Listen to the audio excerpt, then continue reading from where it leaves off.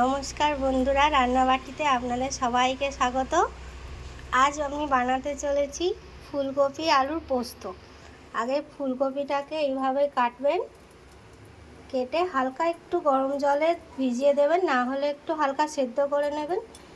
আলুগুলোকে এইভাবে কাটতে হবে ছোটো ছোটো ছোটো ছোটো টুকরো টুকরো করে। তারপর এবার আমরা ফুলকপিটাকে কড়াতে ভাজবো। কড়ায় তেল দিয়ে দিয়েছি। আলুটাকে আগে প্রথমে ভেজে নেব, তারপর ফুলকপিটা দেবো।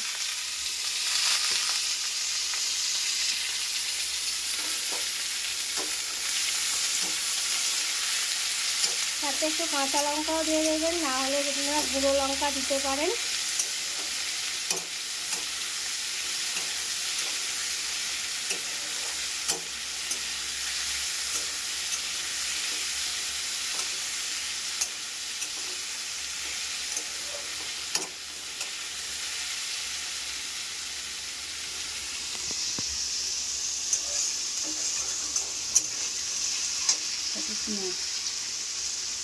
এটা পেঁয়াজ দিয়ে দিচ্ছি। এরপর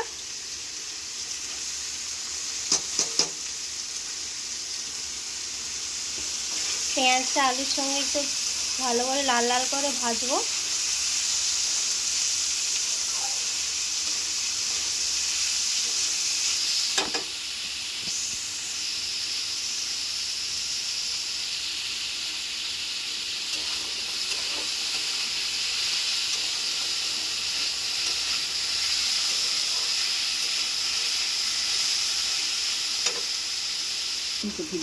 এরপর ফুলকপি দিয়ে দেবো আলুর সঙ্গে। ফুলকপিটাও ভালো করে একটু ভেজে নিতে হবে।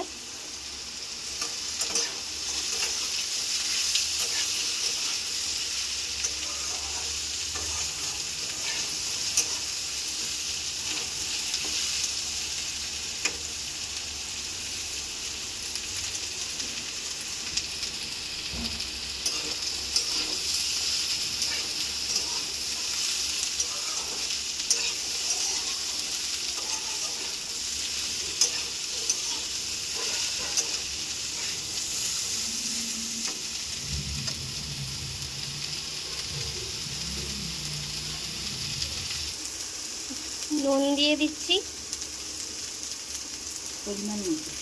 পরিমাণ মতো নুন দিয়ে দিলাম। নুনটা আপনাদের স্বাদ মতো দেবেন, এটা নিজেদের।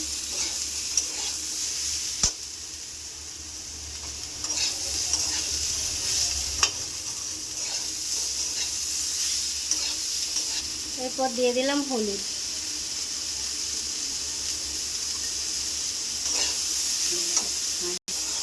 হলুদটা দিয়ে একটু ভালো করে ভেজে নেব।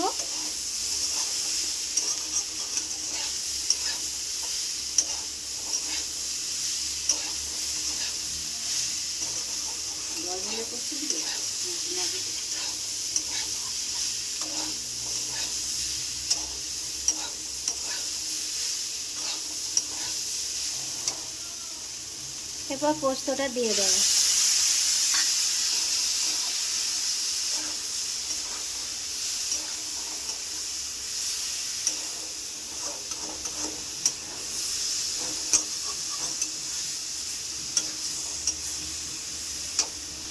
জল দিয়ে দিচ্ছি।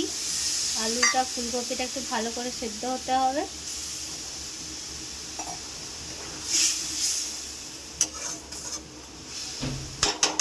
5-10 মিনিট সেদ্ধ করলে আলুটার ফুলকপিটা ভালোভাবে সেদ্ধ হয়ে যাবে।